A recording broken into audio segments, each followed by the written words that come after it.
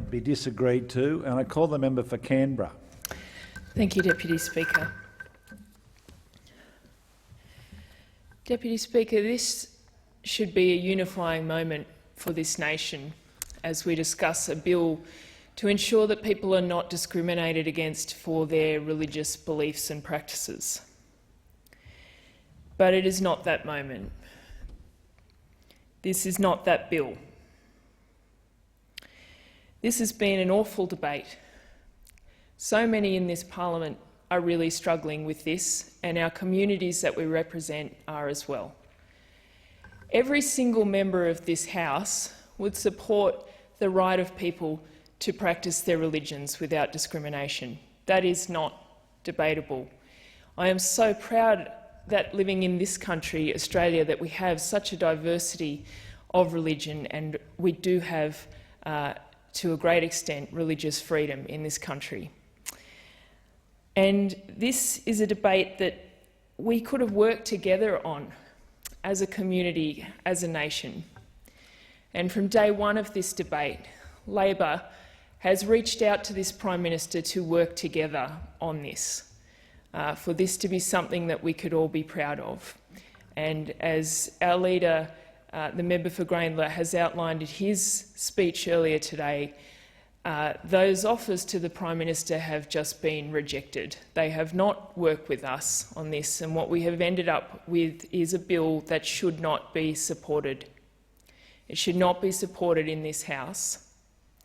And Labor is moving some amendments to fix this bill so that we will not have some rights, discrimination against some people prioritised over protecting others from discrimination.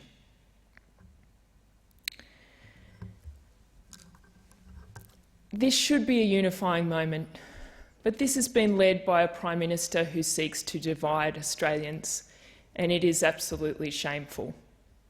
It is absolutely shameful that in this debate, the things that make us who we are, the very things that make us who we are, our faith, our gender, our sexuality, even our culture, have been used to pit Australians against other Australians in a debate that is incredibly damaging, and a debate that people should not have had to endure again.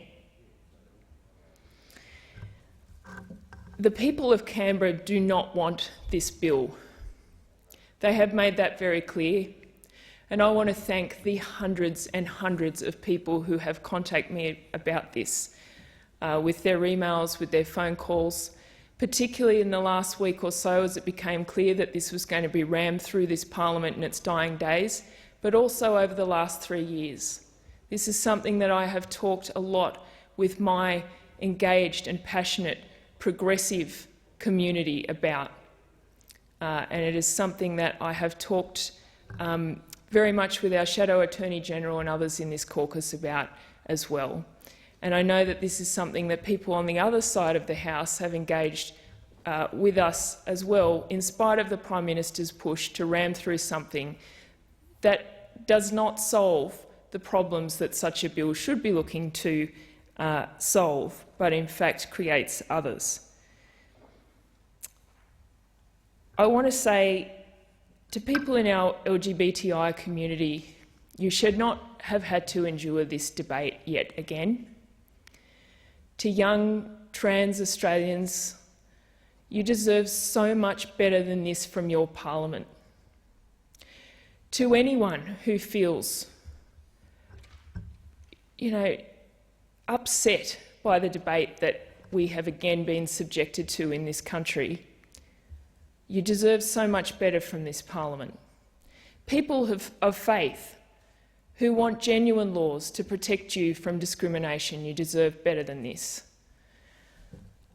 All Australians deserve better than this. In the dying days of this parliament, there are literally about 7 days left of sitting before an election. We're not debating urgent legislation to address the crisis in aged care that this government have allowed to happen on their watch. More than 600 older Australians dying since Christmas. We're not debating that. We are not debating measures to help people who've lost their jobs or their businesses because of COVID. We are not debating the Federal Integrity Commission that this government promised over 3 years ago. Another thing that we want to work with them on, but they don't actually want to do it. We're not doing anything about poverty. We're not talking about implementing the Uluru Statement from the Heart and giving First Nations Australians the voice to this parliament that I so deeply hoped, along with so many people here, that this parliament would deliver. We're not debating those things. We are tearing ourselves apart over a bill that doesn't actually serve the needs of anyone who wants to be protected from discrimination in this country, and a debate that has been so damaging for so many in our community. And I just, again, the people contacting me, I hear you and I see you, and I will keep fighting against these things. And I am so sorry that this is what we are doing here tonight. We do not support this bill as it stands, and we will move amendments. And these amendments do 4 key things. Very important things to improve this. They prohibit religious vilification, which the original bill doesn't do. The original bill does nothing to protect a Muslim woman being yelled at in the street or other examples like that. So it does make you question what the real point of what the government was trying to do with this original bill. The amendments will prohibit discrimination against children on the grounds of sexuality and gender identity. They will make it clear that in-home aged service providers cannot discriminate on the basis of religion in the provision of aged care services. And they make it clear that the statement of belief provision does not remove or diminish any existing protections against discrimination. As I say, the people of Canberra have spoken out against this bill, including our Chief Minister, who has called on this parliament to oppose this bill. And in my electorate of Canberra, we are already protected by the ACT's nation-leading Human Rights Act. This Human Rights Act includes statutory protections for the right to freedom of religion. The Act guarantees the freedom to have or to adopt a religion or belief of choice, and the freedom to demonstrate that religion or belief in worship, observance, practice and teaching.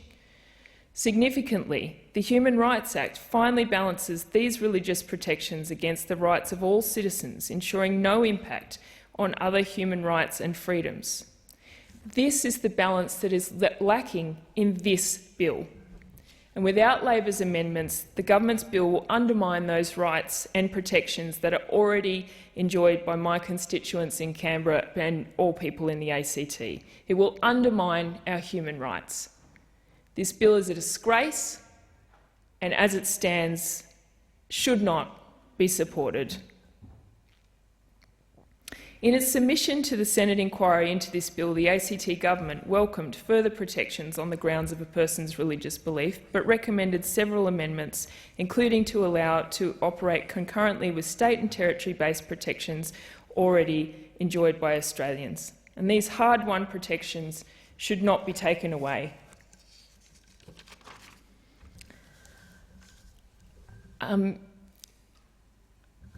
The other night, my friend and colleague, the member for Whitlam, gave a very powerful speech in which he shared the story of his nephew, his 15-year-old gay nephew who tragically took his own life, and also the story of his own transgender son and the challenges that he faces in our community. I want to thank him for that speech, and I'd encourage anyone who hasn't yet read or watched that speech to do so. It really brings to light how important it is that we protect people, particularly young people, in these laws, but they also should be spared from the damage of these debates. We know that the LGBTI community have shockingly, unacceptably much higher rates of suicide than other Australians.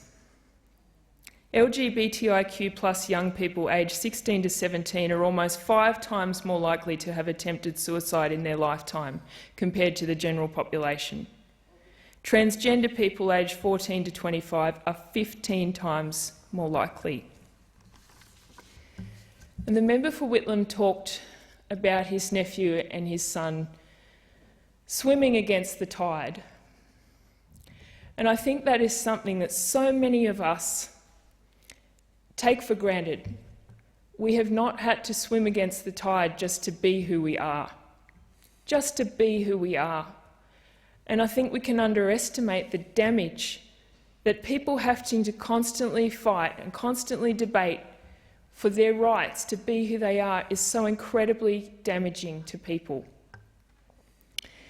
And it's a Prime Minister like this and a government like this that wants to weaponise these things and divide Australians. That is part of the reason that this continues.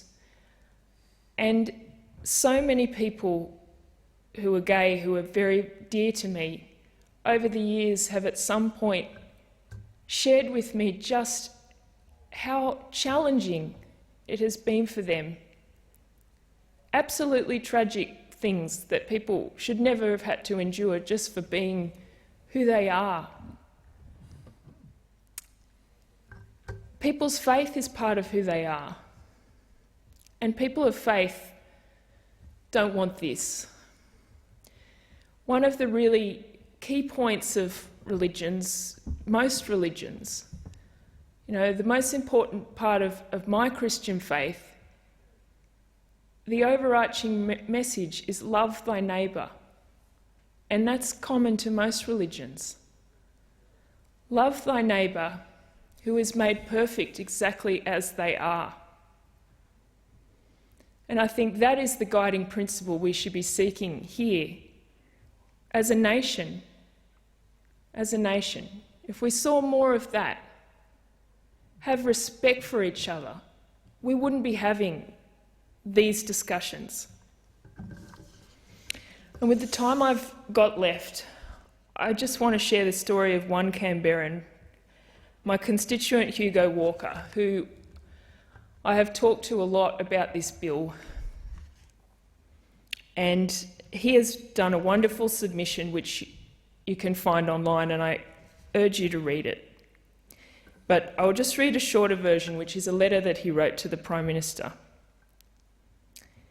He says, "Dear Sir, like you, I am a Christian. Like you, I greatly value the freedoms I have in Australia to go to church, read the Bible, and share my faith. Unlike you, I am gay. Unlike you, I am a survivor of the cruel and damaging process known as gay conversion therapy. Unlike you, I believe as a Christian that God welcomes me as I am. God does not require me to change my sexual orientation to be a Christian, nor is God planning to cast me into some mythical lake of fire simply because I am gay. I'm very concerned that your government seems to be very keen to rush an ill-considered bill through Parliament to protect religious freedoms, even though such freedoms are not under threat. Further, I am concerned at the haste. Last year your government referred such matters to the Australian Law Reform Commission. Why can't you at least wait for the report? As a gay man who is also a Christian, I have sadly been treated with astonishing cruelty by some Christians. People who I have been friends for decades now shun me. I have been called a fraud, a pervert, an unrepentant sodomite and the spawn of Satan by people who are supposedly my brothers and sisters in Christ. I would be happy to meet with you and the Attorney General." And it goes on. The guts that it takes to share that story, the guts that it has taken Hugo just to be who he is something that so many of us can't understand. And it's something we need to realise, that the damage that this does to people. We need to stop having these debates. We need to stop weaponising these deep things that make us who we are. We will look back on this debate and think how antiquated. It is time we grew up as a nation. Why do we care who people love, what they do, what they believe? Let's work together to bring people together, a more inclusive Australia where everyone is free from discrimination, not only some. Order.